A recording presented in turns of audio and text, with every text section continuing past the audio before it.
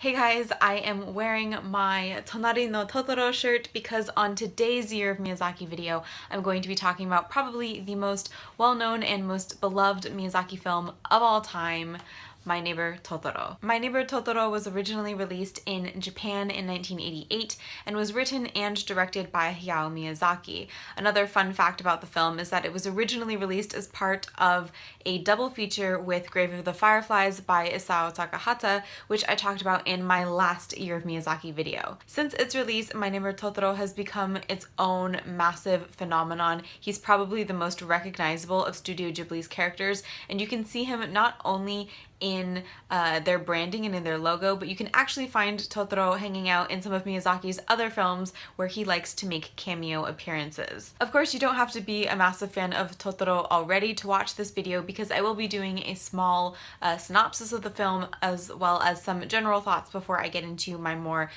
in-depth spoiler-filled discussion. My Neighbor Totoro follows the Kusakabe family, which is made up of Tatsuo, who is the father and husband and a professor at a university in Tokyo, his wife Yasko, who is unfortunately sick and in the hospital, and their two daughters, Satsuki and Mei. Now, Satsuki is the older sister. She is about middle school age, and Mei is 4 years old. The film opens with Mr. Kusakabe and Satsuki and Mei moving to a house in the countryside where they have gone to live because their mother has been moved from the city to a countryside hospital where the air is supposed to be better for her condition. For two young girls used to living in the city, moving into an old country house is all things magical and exciting, and it becomes quickly clear to Satsuki and Mei that their house isn't just any old house, but it's haunted by these little soot balls or little dust ball spirits called Susuwatari. Add this to the fact that their house sits under the watchful eye of a massive ancient tree, and Satsuki and Mei are pretty convinced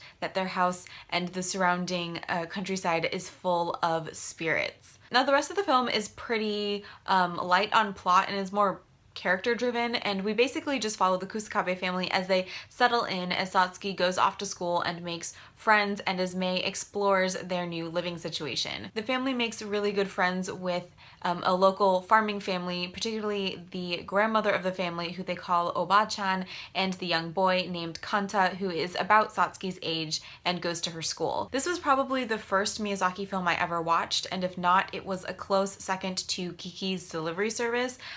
So everything about this film is incredibly nostalgic and magical for me, and I think I can still blame this for my continuing desire to just go and stay in the Japanese countryside at some point in my life. I think this is a really successful film for all ages, mainly because it's a really realistic depiction of life as a child. All of Satsuki and Mei's reactions to things feel very natural and very normal. All of their interactions with people, they feel like real little girls, and I think that's definitely one of Miyazaki's strongest suits as a filmmaker, his ability to really accurately portray real human experiences and emotion. I think this does a really great job of mixing the fantastical and the magical with experiences that any kid could come across as they grow up, from family troubles to sickness to having to adjust to a new living situation and make new friends. I think that is probably why this is such a successful and long-lasting and long-loved film. Now, as for the animation style, I don't think this is Miyazaki's most inspired or groundbreaking work. I think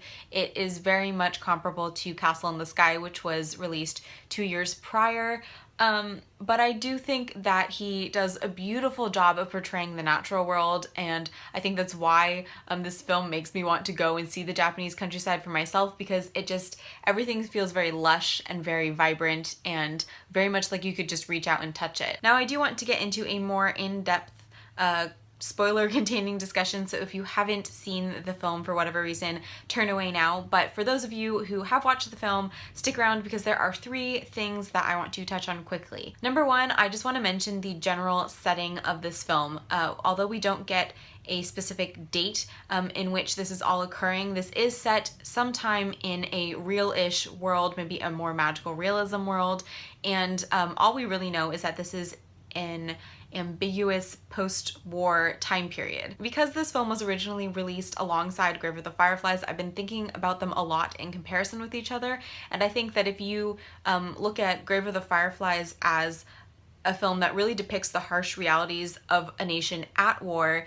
In My Neighbor Totoro, you really see this idealization of a life that is more basic and more simple, and just kind of an idealization of a return to basic traditional values. Like I kind of said before, the way Miyazaki depicts the natural world and the very simple village way of life in this film really evokes kind of a cozy feeling, a feeling of home, a feeling of safety, and you just get the sense that these characters don't actually have all that much strife or hardship in their lives. Especially if you think about this in context with Miyazaki's other films, where he is often reacting to an increasingly mechanized and modernized world. I think you can really see this as Miyazaki's argument that if we just go back to a simple life, things do get better. That kind of leads me into the second thing that I wanted to mention, which is the idea that nature has mystical powers and will take care of us. For me, the most obvious instance of this natural healing power is in the case of Yasko, the girl's mother. Although we never really get to know exactly what her illness is, she's in the hospital the whole film, and many people have speculated that she has some kind of respiratory disorder, probably tuberculosis, because she's moved to the countryside hospital mainly for cleaner air. There are also several occasions where Granny tells the girls that they can heal their mother by feeding her vegetables that were grown in the earth and touched by the sun, and I think that just really serves to illustrate my idea that Miyazaki views the natural world as having healing powers. As for nature's protective powers, I think you can really see that manifest in the character of Totoro himself. He only really manifests himself to the kids, and he only really does so when they need his help. So when Mei is lost in her garden, when they are standing alone in the dark waiting for their father, and when Satsuki can't find Mei and is at her wit's end. And as kind of a random side note, I really like the way that Mr. Kusakabe talks to Satsuki and Mei about the unknown and about the spiritual, because although he is a professor and presumably a man of logic and a man of knowledge, he very much realizes that you need to respect the natural world and the natural spiritual realm, because that still does influence human life. And the third and final thing that I want to touch on just briefly is the idea of sibling relationships. Now again, I think this is where I really have been comparing this to Grave of the Fireflies, because you actually have two very similar sibling situations in these films. They both contain older siblings who are taking care of 4-year-old little sisters, and kind of the struggles that these older siblings face when trying to fulfill some kind of parental role. Now I think obviously the main difference is that in My Neighbor Totoro, Satsuki and Mei's mom isn't dead, so that means that whatever parental responsibility Satsuki feels towards Mei isn't permanent. That burden isn't something she's going to have to carry forever, and she'll be able to pass it over to her mom when her mom does come home. I think I personally really connect with this sibling relationship aspect of the film because I am an older sister, and I totally feel Satsuki's pain, where you want to be your younger sibling's best friend and do everything with them and experience everything with them, yet at the same time you are separate and you do have some sort of authority over them, but that line is often very blurred, and I think Miyazaki does a fantastic job of really making that relationship real. Alright, so those are my thoughts on My Neighbor Totoro. Hopefully I had enough discussion in there for you guys, but I am, like I said, very nostalgic about this film, so it's hard to think about it super critically or analytically, but I really enjoyed rewatching it. It had been a couple of years since I had rewatched it, and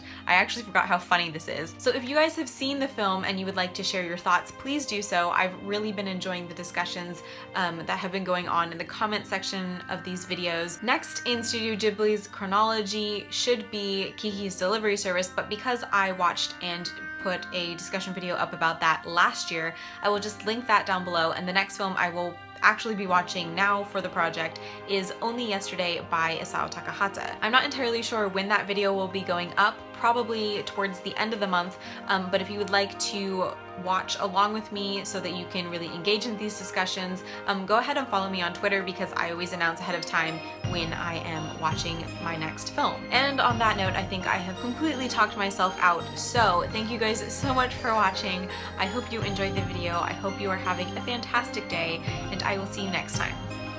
Bye!